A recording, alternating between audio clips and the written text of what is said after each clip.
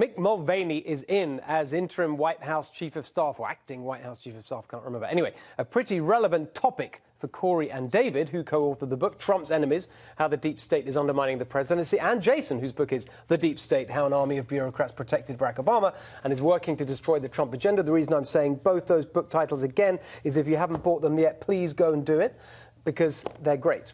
Mick Mulvaney, I just thought you'd like to see this if you haven't seen it already. A little clip from him talking about President Trump in 2016. Let's have a look. Yes, I'm supporting Donald Trump. I'm doing so as enthusiastically as I can, given the fact I think he's a terrible human being.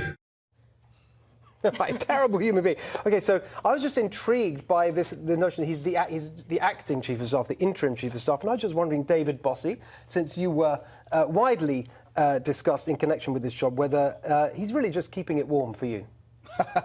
I don't think so, Steve. Look, Mick Mulvaney is an incredible leader. He is going to do a great job for this president. He brings a host of background wide in policy and politics and the legislative process. His budget background, finding money for the wall. He is going to serve this president as of whatever it's going to be, January 2nd, in that capacity, and we'll see if he ends up staying there. I think the president, it gives this president time to make the right decision, a thoughtful decision that he is.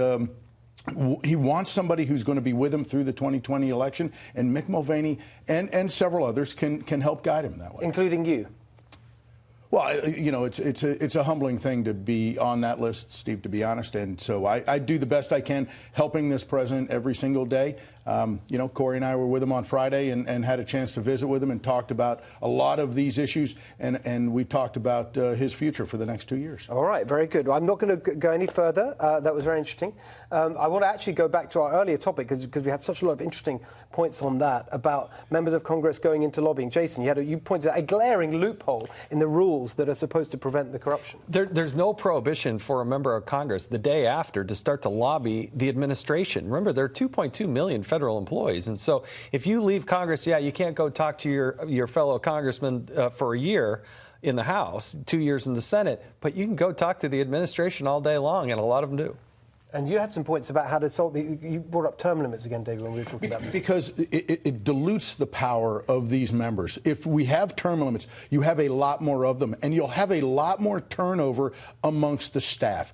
And that's where power really, you know, it gravitates around the very few, very important and powerful staffers that end up being there for a very long time. If you have more turnover in Congress, you will defeat that, and that makes it better for every American. It's interesting because you hear term limits over and over again, but you've all made such a powerful case for it in different ways. This on president the show tonight. supports term limits. Very interesting. Tommy, quick thoughts on Well, I agree with him, and I think the reason we don't talk about term limits enough is because it's not as sexy as talking about the wall or talking about Russia. We're going to make it sexy tonight. Or anything else. Make it sexy, exactly. But it makes sense.